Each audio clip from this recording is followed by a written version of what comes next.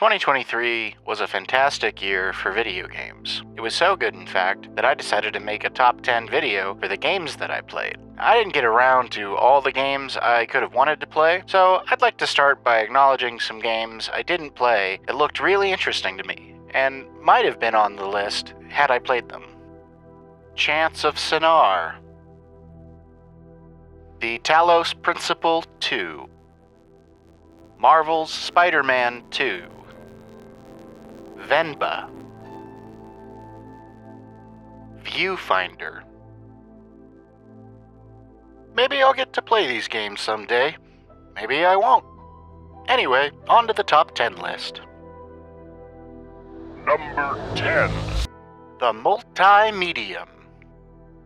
A cosmically comical 2D platformer adventure that provides one of the year's most visually unique experiences.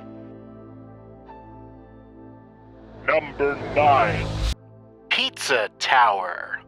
It's like Wario Land and Sonic the Hedgehog, but as an early 90s Nickelodeon cartoon about pizza. Number 8. Brotato. A freakishly addictive, math-heavy bullet hell roguelite starring potatoes. Probably the best game designed on the Godot engine to date. Number 7. Dredge. A Lovecraftian, open-world, deep-sea fishing, resource management, exploration game that takes me back to sailing in the Wind Waker. Number 6. Dave, the Diver.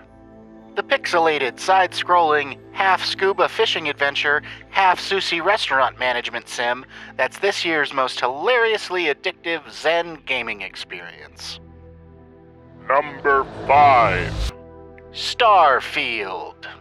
It's kinda like Fallout 4 meets Knights of the Old Republic, and was pap-baked in order to be modded for years to come. When the creation kit drops, this is gonna be spectacular. Number 4. Super Mario Bros. Wonder. The latest Super Mario game is one of the best in the franchise, and it's almost like Nintendo made it for stoners and psychonauts. What's not to love? Number 3. The Legend of Zelda, Tears of the Kingdom. Perhaps the best description is this game makes Breath of the Wild, a game which many consider to be the greatest game of all time, look like a tech demo. Number 2. Baldur's Gate 3. Deserved winner of Game of the Year at the Game Awards. Simply put, this is a benchmark moment for video games and video game history. Before I unveil my top pick, here are some honorable mentions. Green New Deal Simulator. Super Raft Boat Together. Underground Blossom.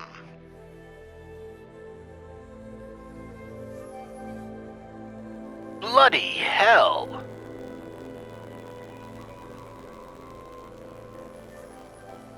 Cocoon.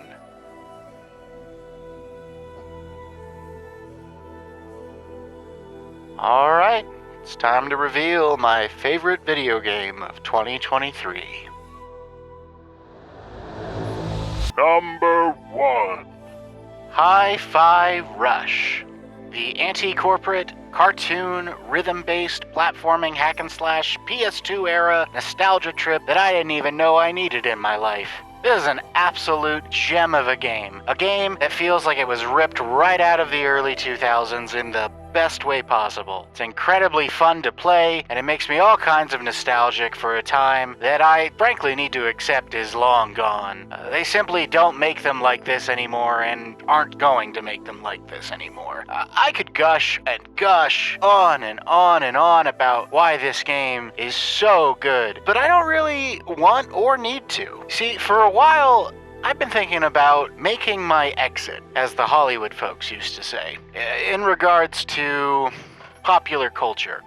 In many ways, I already have. This game, and thankfully many of the games and other entertainment pieces that were released this year, 2023, gave me a lot of closure that I have been seeking. And that's partly why I made this video. Because I'm leaving. I'm getting off. The past few years, I've realized that I've been suffocated by a culture that constantly craves more and more and more to consume. As if that's our purpose in life. Even the fact that I made this top 10 video is evidence of that. That culturally, we're addicted to these extreme ways of viewing things. We engage, we consume, we love our best this, our most this, our worst that, our top 10s. We engage, we consume, and once whatever it is has been used up for what it's worth, we discard it. And we immediately seek out the next thing. I don't want to live that kind of life anymore. Maybe I don't have a choice, and I have to, but I'm going to try my damnedest to stop. I have everything I need, and I am everything I could want to be. I need to just focus on my spiritual path. If they ever make Last of Us Part 3, I'll be there, because that's a work of art that has profoundly meant a lot to me. But I don't need whatever the next fun, exciting toy is, just for the sake of. I need to be okay with what I have, because what I have and what I am is more than enough. Until they make The Last of Us Part 3, or, if we ever get Half-Life 3, I think I'm done. Sayonara. I've realized it's a circus, and I don't want to be part of it anymore. So goodbye. And of course, thanks for stopping by.